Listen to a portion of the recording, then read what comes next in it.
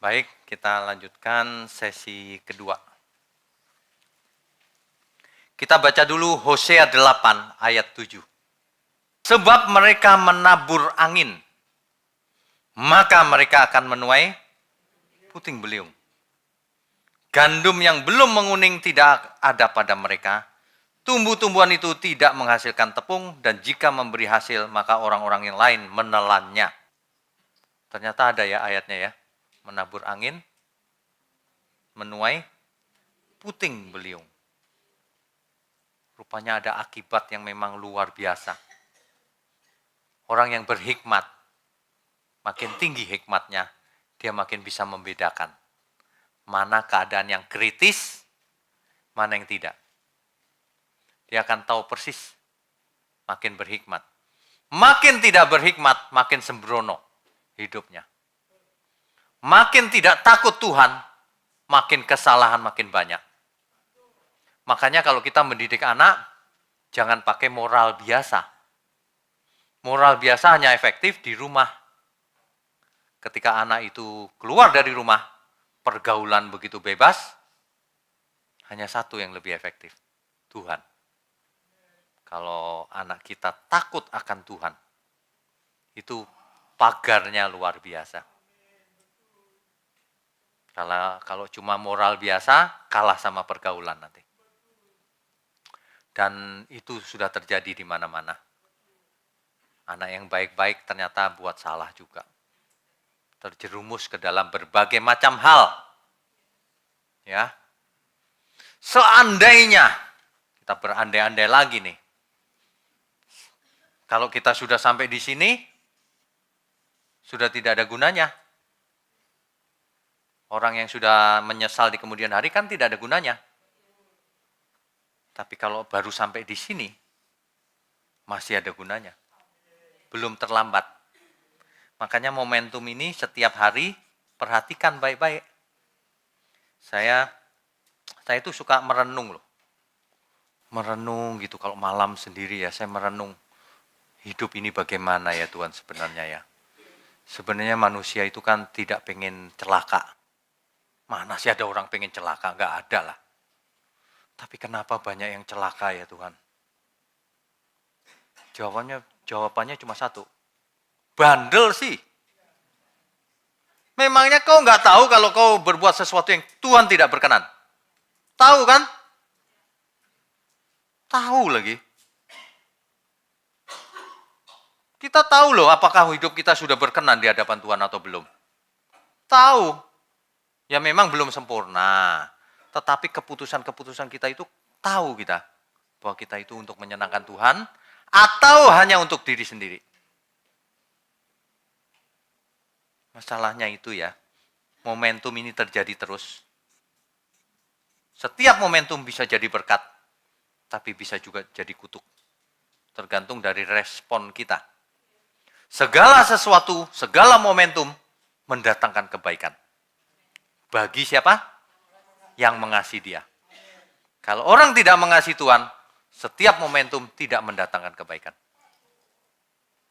Orang yang mengerti kebenaran, segala sesuatu bisa berubah menjadi berkat. Bahkan dalam kecelakaan sekalipun. Kecelakaan fisik maksud saya. Bisa jadi berkat. Malam hari kadang-kadang saya begini. Saya lihatin anak saya lagi tidur gitu ya. Kan kita tidur satu kamar itu kan semua jadi satu gitu. Mainan anak saya bisa dituang di ranjang. Jadi nggak karu-karuan gitu ya udahlah. Oh. Tapi malah enak kan deket-deketan.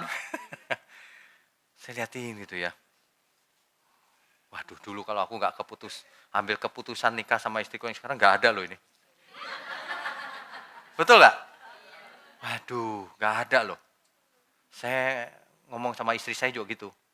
Kalau kamu nggak ambil keputusan nikah sama saya, nggak ada hari ini juga. Betul nggak? Mungkin saya juga nggak berdiri di sini, nggak tahu juga kita. Karena peristiwa itu kan berentet. Sambung menyambung kan? Cuma satu rahasianya. Kalau ditarik Tuhan, kita harus sodorkan diri. Jangan bandel. Kalau saya menyodorkan diri, Tuhan pakai aku Tuhan. Banyak orang nggak bisa dipakai Tuhan. Banyak orang ngomong ada misinya sendiri pribadi. Kalau saya nggak, apa yang benar saya sampaikan. Mau setuju, mau enggak, terserah. Tapi Alkitab ngomong begitu. Amin ya. Loh, kita hidup nothing tulus kan. Orang cari untung sih, masalahnya itu. Kalau orang cari untung, dia nggak bisa ngomong kebenaran. Udah pasti. Makanya memilih jodoh juga penting. Saya pilih istri saya juga nggak sembarangan. Ya, istri saya nggak pernah rewel tuh. Kurang ini, kurang itu. Nggak pernah. Dan itu sangat melegakan. Kalau punya istri yang rewel gitu, pusing. Mau bikin seminar, ada badai dulu di rumah. Iya kan? Jadi sampai sini bingung ngomong apa ya saudara. Coba, penting loh itu. Itu penting. Jadi kalau kita hari ini belajar, ayo berubah. Tabur yang bikin badai di masa depan, tapi bukan badai yang negatif. Bikin kehebatan di masa depan. Sebab dari sesuatu yang kelihatan dianggap sepele oleh seseorang, bisa melahirkan sesuatu yang hebat untuk Tuhan. Itu sebabnya Tuhan memberikan contoh di Alkitab, Sang Mesias. Itu pun nenek moyangnya Rahab. Tahu ya? Sengaja loh itu Tuhan. Tuhan mau kasih tahu, dari sesuatu yang tidak dianggap orang, bisa lahir Mesias. Dipakai Tuhan. Jadi kalau Bapak Ibu sekarang merasa, keturunanku biasa. Siapa bilang biasa? Sekarang biasa. Masa depan bisa hebat. Amin ya. Kita beri kemuliaan untuk Tuhan. Anak seorang hamba Tuhan pun belum tentu. Jadi, yang rusak banyak. Sebab itu tergantung respon kita masing-masing. Bukan tergantung genetik. Atau tergantung sarana. Bukan. Masing-masing kita. Ya. Itu sebabnya kita mesti didik semua anak kita, siapapun yang mau belajar. Masalahnya momentum ini tidak lama. Kita punya yang namanya durasi. Ini dimensi waktu nih. Dimensi waktu itu ada durasinya, ada momentumnya. Itu dimensi waktu. Di dalam waktu itu ada durasi. Lamanya kita punya waktu. Terbatas loh. Hidup kita itu terbatas loh. Ada ujungnya. Jadi kalau kita buang-buang waktu, padahal waktunya terbatas, itu kita namanya tidak berhikmat. Tidak berhikmat itu halus ya. Sebenarnya saya mau ngomong, itu namanya bodoh. Loh, saya juga marahin diri saya sendiri loh. Saya dulu buang-buang waktu berapa tahun gitu ya. Bodoh sekali ya saya ya. Ampun Tuhan, buang-buang waktu. Iya. Coba kalau enggak begini, bisa jauh lebih baik. Saya sering ngomong saya terlambat loh melayani Tuhan. Saya terlambat. Coba mestinya dari sejak muda banget ya. Tentu beda hari ini. Tapi untuk membayar itu saya minta sama Tuhan juga. Tuhan, kalau dulu aku terlambat, tolong ini diulur waktunya. Durasinya diulur. Minimal 90 tahun Tuhan. Iya. Kalau yang lain-lain mau berangkat duluan silakan. Enggak masalah. Kalau saya nanti saja Tuhan. Kenapa? PR saya masih banyak. PR. Ingat ya Bapak Ibu ya, kita punya PR loh setiap kita. Ingat, apa yang kita tabur, kita tuai. PR kita banyak. Jangan nggak buat PR. Butterfly effect secara simpel begini, secara sederhana. Dalam suatu kesempatan kita buat keputusan. Dalam satu kesempatan mungkin nggak masalah salah. Tapi dalam kesempatan yang lain, salah di situ itu berbahaya sekali. Menyebabkan badai di masa depan. Menyebabkan kekacauan di masa depan. Menyebabkan sakit penyakit. Lebih parah lagi menyebabkan kebinasaan. Masalahnya kita tidak tahu yang mana nih titik kritisnya, nggak tahu. Mana yang menimbulkan butterfly effect, kita tidak tahu juga. Karena dalam suatu sistem yang kompleks, seluruh dunia ini kan saling terkait. Kita terkait saudara kita, terkait ini. Kalau kita buat salah nanti saudara kita tersandung, saudaranya lagi, si istrinya bilang, oh, kan udah kau bilang, ngapain lu ke sana? Dan seterusnya, dan seterusnya. Nyambung semua. Jadi, jangan pernah buat salah. Amin ya. Nah, kalau menyesal kemudian sih udah agak terlambat sih. Meskipun lebih baik menyesal daripada tidak pernah sama sekali. Ya. Nah, kalau kita lihat pola-pola ini di Alkitab, untung Tuhan sangat mengasihi kita. Sebab kita hidup di dalam situasi yang sangat berbahaya sebenarnya. Dunia ini berbahaya. Dunia ini nggak aman. Tapi Tuhan beserta kita. Wah, itu melegakan itu. Itu sangat melegakan. Dan Tuhan berkarya dalam hidup kita. Jadi kalau orang bicara soal butterfly effect, kita bicaranya sudah bukan itu. Harusnya. Kita jangan buat salah sama sekali, sehingga kita udah nggak usah bahas ini lagi. Yang kita bahas adalah taburan ke depan. Untuk menjadi mempengaruhi banyak jiwa, menyelamatkan banyak jiwa, membinasakan pekerjaan iblis, membatalkan pekerjaan iblis, membawa orang-orang yang tidak mengerti menjadi mengerti, membawa orang-orang yang tidak mengenal Tuhan dengan benar menjadi mengenal Tuhan dengan benar, mengubah manusia-manusia yang tadinya pelit menjadi tidak pelit, mengubah manusia-manusia yang tadinya tidak dewasa menjadi dewasa. Itulah yang menyenangkan hati Tuhan. Hidup kita itu sebenarnya enak loh. Iya, karena sudah kenal Tuhan. Tinggal kitanya aja responi yang benar. Banyak orang masalahnya kenal aja enggak. Jangankan kenal, nolak. Enggak bisa kenal Tuhan. Kenapa? Tuhan kok beranak. Nah, yang begitu-begitu enggak bisa kenal. Sampai tua lu enggak kenal. Makanya hidup di dalam badai terus. Menabur badai sih. Lihat, kacau balo. Cara berpikirnya, cara hidupnya, dan sebagainya. Orang Kristen juga banyak yang kacau. Karena tidak belajar firman. Kan sama aja artinya. KTP-nya doang yang Kristen. Makanya ada banyak badai dalam hidupnya. Memang kita nggak bisa menghindari. Kadang-kadang bukan salah kita, bukan? Kadang-kadang salah pasangan kita, pasangan hidup. Kadang-kadang salah orang lain. Kadang-kadang salah yang tidak berhubungan sama kita. Bisa juga menimpa kita, bisa. Kita sudah jaga kesehatan, tetap bisa sakit. Iya dong, dunia ini kotor. Iya, yang penting bukan itunya. Yang penting kalau Tuhan lihat kita, apakah sikap hati kita sudah benar apa belum. Itu yang penting. Jadi kita harus jaga sikap hati. Kalau orang ribut dengan butterfly effect, bahaya, memang bahaya. Tapi kita mestinya mainnya udah nggak di sana lagi. Kita mainnya itu udah nggak mau buat salah sama sekali. Kita mainnya itu pekerjaan Tuhan. Arahkan, aku mau buat apa ya Tuhan? Kalau menabur angin sih udah enggak. Bahkan kupu-kupunya udah kumatiin kemarin. Udah nggak bisa berkepak lagi dia. Nah, tapi sekarang masalahnya, apa yang harus kulakukan Tuhan ke depan? Supaya dampaknya itu luar biasa. Luas, meluas, mendalam, dan melebar kemana-mana. Bahkan sampai anak cucu kita.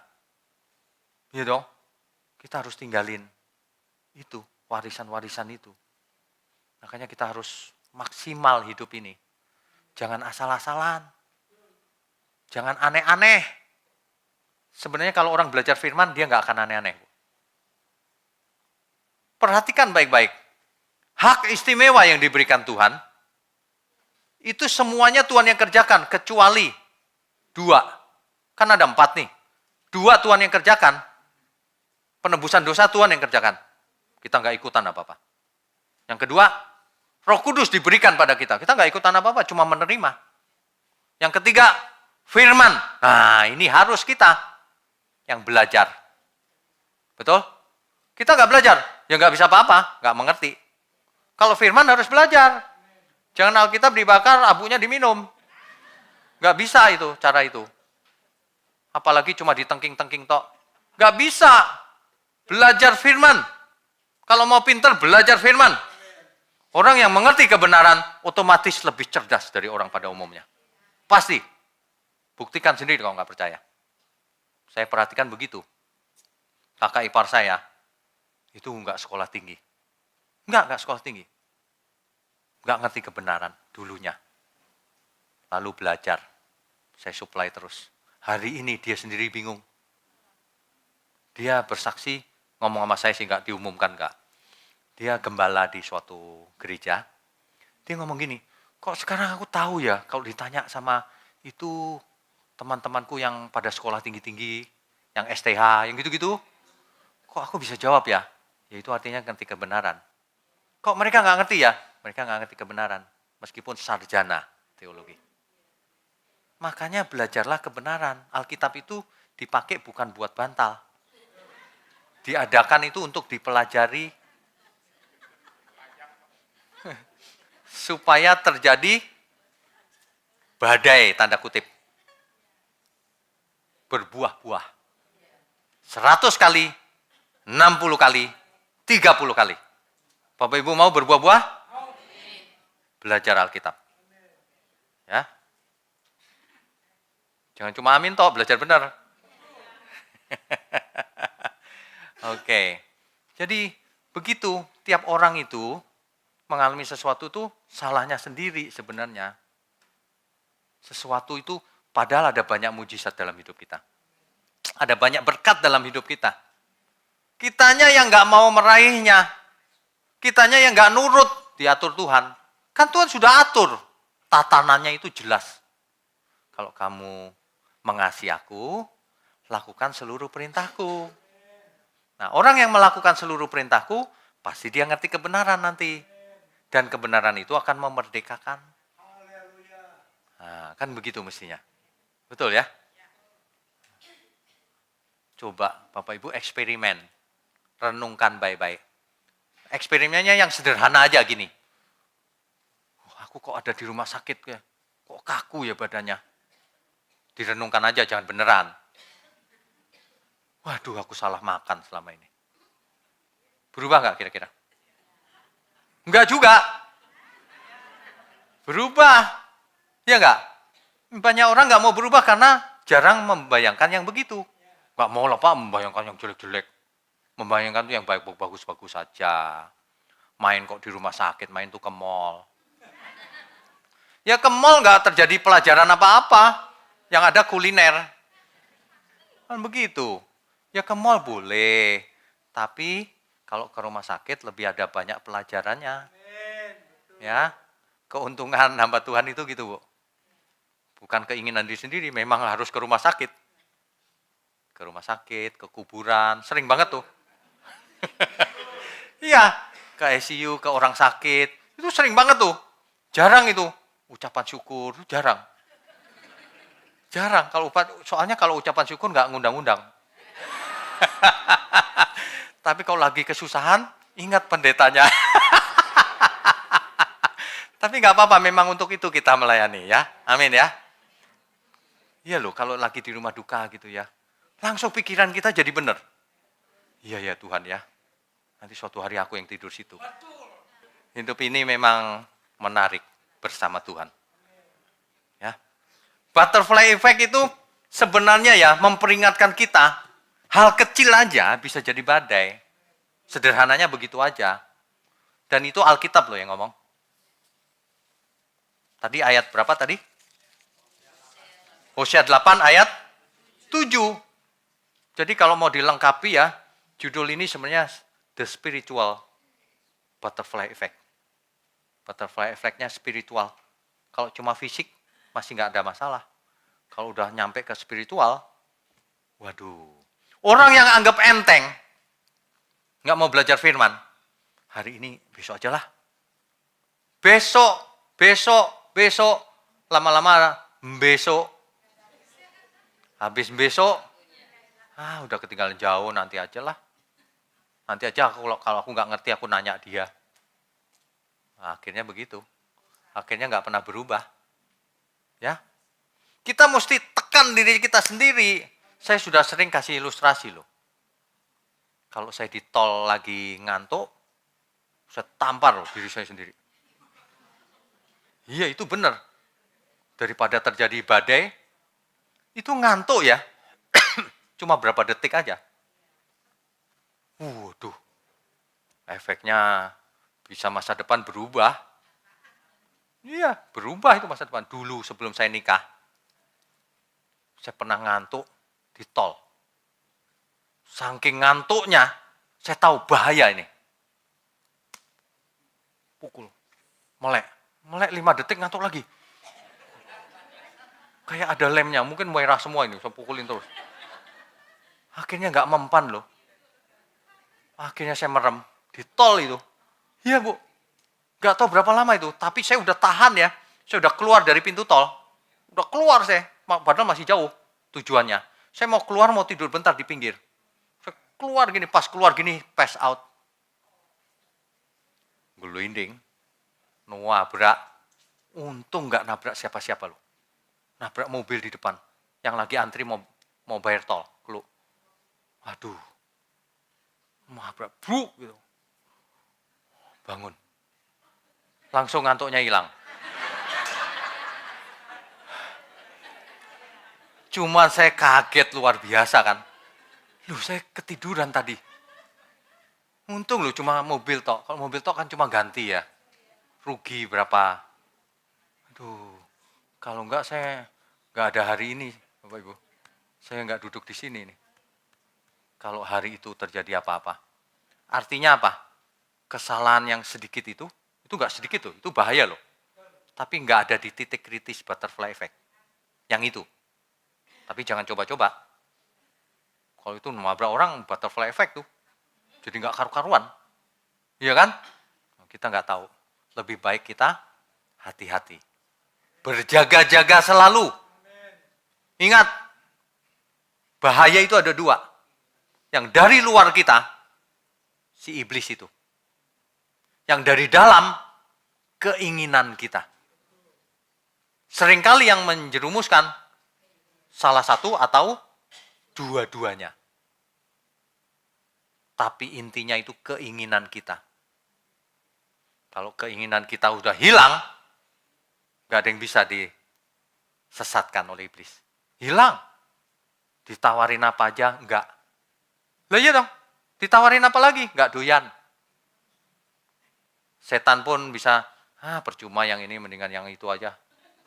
Gitu. Iya, setan udah tahu kan, ini nggak punya kelemahan nih. Wah, ditinggal, percuma. Nggak mau buang waktu juga. Makanya intinya itu di situ, perhatikan baik-baik Bapak Ibu. 2 ya, catat baik-baik. Ada faktor eksternal, ada faktor internal. Yang eksternal itu adalah iblis, setan. Yang faktor internal itu keinginan diri sendiri. Nah, kalau itu setan di dalam diri kita itu. Bukan setan si Lucifer, diri kitanya, keinginannya itu. Itulah yang menyebabkan manusia celaka. Coba perhatikan baik-baik, seseorang yang jatuh dalam dosa, hidupnya berantakan, ujungnya apa? Keinginan. Awalnya. Awalnya dari keinginan, Pak. Pasti. Orang yang korupsi dari mana asalnya? Keinginan. Orang yang selingkuh? Bukan nasib ya, bukan ya? Keinginan. Ya, orang yang membunuh? Keinginan. Hatinya panas. Ingin menghabisi musuhnya. Betul nggak? Mulut yang sembarangan? Keinginan. Ingin menyakiti orang lain. Ingin melampiaskan kemarahannya. Dia tidak tahu itu menyebabkan badai. Ada seorang remaja belajar karate dia. Cewek padahal, masih kecil. Belajar karate dia. Suatu hari dia ditodong. Dia keluarkan jurusnya. Tusukannya masuk, mati. Gara-gara itu. Coba kalau dia nggak belajar karate. Ditodong, dikasih kan. Hanya gara-gara hal kecil loh. Mati. Kan nggak bagus ya begitu ya. Manusia itu harus jadi manusia Allah. Setelah itu boleh mati, nggak apa-apa. Jangan belum jadi apa-apa mati. Ditolak Tuhan nanti, produk gagal namanya. Mati bukan masalah. Kalau ditolak baru masalah. Kalau diterima mati adalah keuntungan, kata Alkitab. Begitu mestinya, ya. Jadi kalau mau digambar begini.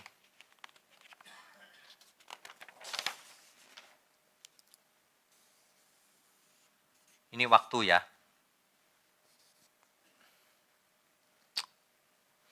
Tujuannya di sini nih. Di setting Tuhan tujuannya di sana. Kalau kita mengarahkan diri begini, sampai nggak? Suatu hari bisa sampai kan? Tapi kalau kita meleset sedikit di sini, kecil aja melesetnya. Kecil kan? Dampaknya besar nggak? Di masa depan. Kalau ini diteruskan, ini meleset jauh banget nih. Melesetnya jauh banget. Jadi jangan pernah menganggap remeh masalah.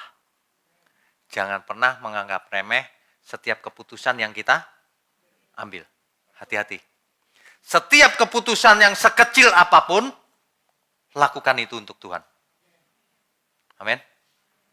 Dalam hal apapun. Baik, aku makan, minum, apapun, lakukan untuk kemuliaan Tuhan. Satu, kita beri kemuliaan untuk Tuhan. Semua kesalahan di Alkitab, gara-gara hal kecil, seolah-olah. Seolah-olah. Istri Lot, Daud ngapain buat salahnya? Dia berjalan-jalan di atas istananya. Kok ada yang mandi ya? Lah mestinya kalau dia lihat, oh, ada yang mandi. Pergi dong. Lah kok di follow up? Kok di follow up? Habis. Kita itu tidak bisa menghindari diberi kesempatan untuk berbuat dosa. Nggak bisa. Kesempatan bisa datang kapanpun. Nawarin. Tapi kita bisa menolaknya. Amin. Kita nggak bisa larang ada burung datang gitu. Dilarang masuk. Nggak bisa. Tapi kita bisa mengusir dia. Amin ya. Jadi Bapak Ibu jangan pernah begini. Aku sih orang tuaku nggak benar sih, makanya aku begini. Loh, nggak ada urusan. Urusan kita sama Tuhan. Meskipun keadaanku begini, meskipun orang tuaku begini, meskipun ekonomiku lagi susah, meskipun ada banyak hal yang buat aku susah, tetapi aku mau melakukan kehendak Tuhan. Tetapi aku mau hidup benar. Aku tidak mau terjadi badai di masa depan yang merusak masa depan. Tuhan sudah merancang masa depan yang luar biasa untuk kita semua. Amin ya. Jangan anggap enteng. Enggak Pak, aku orang biasa. Jangan anggap enteng kuasa Tuhan. Tuhan bisa merencanakan melalui hidup kita. Suatu hari keturunan kita dipakai Tuhan juga luar biasa. Amin. Jadilah teladan kemanapun kita pergi. Jangan kita buang-buang waktu. Jangan kita buang-buang kesempatan. Jangan kita melewatkan momentum-momentum. Setiap momentum responnya harus benar. Itu artinya setiap detik kita harus benar.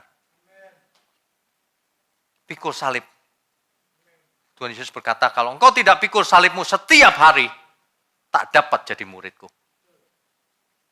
Solusinya cuma satu. Dunia yang berbahaya ini, ada jebakan-jebakan di mana kalau kita buat salah di situ, meskipun kecil, terjadi badai di masa depan. Ada banyak jebakan seperti itu. Tapi jangan khawatir, kita ada solusinya. Solusinya, hiduplah bersama Tuhan. Sebab hidup bersama dunia banyak jebakan itu. Hidup bersama Tuhan, seandainya ada jebakan pun, itu mendatangkan kebaikan. Solusinya begitu. Enak nggak? Enak, ada solusi. Bapak Ibu bisa bayangkan nggak orang dunia yang nggak kenal Tuhan Yesus? Dia nggak punya solusi loh, Bu. Jawaban dia mudah-mudahan. Ya, ngotot aja lu belum tentu, apalagi mudah-mudahan. Bayangin kalau ibu punya anak. Nah, kamu harus juara 1. Ngomongnya gitu bukan? Meskipun hasilnya juara 2, kan lumayan. Daripada gini, mudah-mudahan ya nak. Loh, kok mudah-mudahan? Ayo pastikan masa depan itu tergantung respon kita, salah satunya dengan pertolongan Roh Kudus. Jadi jangan mudah-mudahan, aku mau masa depanku bersama Tuhan. Dan itu dimulai hari ini, bukan dimulai nanti. Dimulainya hari ini. Karena garis masa depan itu nyambung ke hari ini. Jadi apa yang kita lakukan selalu nyambung ke masa depan. Jadi nggak ada orang yang kebetulan di dunia ini. Kebetulan Pak, aku serangan jantung. Nggak ada yang itu kebetulan. Itu akibat masa lalu. Mungkin dulu kita tidak mengerti kan. Tidak mengerti makan sembarangan, ya udah. Tapi yang penting sikap hatinya harus benar.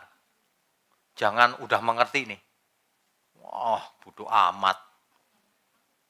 Kalau bodoh amat ya bodoh benar. Jangan seperti itu. Jangan menjadi orang yang ignorant itu apa ya bahasa Indonesianya? Mengabaikan sesuatu. Alkitab berkata gini, kalau kau tahu harus berbuat baik tapi tidak melakukannya, engkau berdosa. Kalau engkau tahu firman Tuhan itu benar, enggak melakukannya, itu sengaja namanya. Itu namanya sengaja. Ya? Amin ya. Hari ini kita dibukakan satu fenomena butterfly effect. Itu ada di mana-mana. Di dunia fisika, di dunia subatom, ada kejadian itu. Di dunia ekonomi ada. Di dunia kesehatan juga ada. Ada orang yang suka makan hal-hal kecil. Suka makan tahu misalnya. Itu sepele, nggak usah diomongin Pak. Iya betul. Tapi tahunya ada formalinnya. Memang yang dimakan ibu-ibu nggak ada formalin, saya mau tanya. Ada. Dan itu tidak gratis. Di masa depan itu dibayar. Mungkin orang Indonesia kalau mati nggak usah diformalin. Itu sudah jadi makanannya. Hati-hati. Sesuatu yang kecil itu bisa berdampak macam-macam. Jadi kita mesti hati-hati. Mesti berhikmat. Terutama fokus ke kekekalan aja. Karena kita berhati-hati tetap bisa sakit. Tetap bisa sakit. Tapi jangan sampai kita ditolak Tuhan. Amin ya. Jangan masuk ke dalam jebakan butterfly effect. Bikin keputusan, setiap keputusan meskipun itu kelihatannya kecil, harus dianggap serius. Karena kita lakukan untuk Tuhan. Amin ya. Mulai hari ini fokus kita menyenangkan Tuhan aja. Supaya kita nggak usah cerita yang butterfly effect segala. Kita nggak di sana urusannya. Kita mau fokus ke depan menyenangkan Tuhan. Amin ya. Menyenangkanmu, menyenangkanmu, dimanapun dan kapanpun, dalam segala perkara, menyenangkanmu, menyenangkanmu, sejak di bumi sampai selamanya. Amin ya. Saudara sekalian, bicara soal kebenaran, setiap orang merasa benar. Makanya semua kecap dinomor satukan. Ada orang yang mengatakan saya paling benar, ini paling benar, itu paling benar. Mana sebenarnya yang paling benar? Oleh sebab itu, hadiri seminar 7 natur kebenaran dan aplikasinya. Seminar ini wajib dihadiri oleh para teolog, apologet, pengkhotbah, bahkan oleh para jemaat sendiri. Agar kita bisa membedakan manakah yang benar, manakah yang salah. Inilah alat uji kebenaran yang sangat objektif dan alkitabiah. Pastikan saudara ikut. dan ajak seluruh saudara dan sahabat-sahabat. Bapak-bapak dan ibu-ibu yang terkasih dimanapun berada, yuk kita belajar pelajaran Alkitab bersama secara online. Setiap hari Rabu jam 7 malam bersama pendeta Bapak Wignio Tanto secara online, bisa melalui Zoom. Tetapi kita harus mendaftarkan dulu ke nomor berikut ini. Selamat bergabung dan Tuhan Yesus memberkati.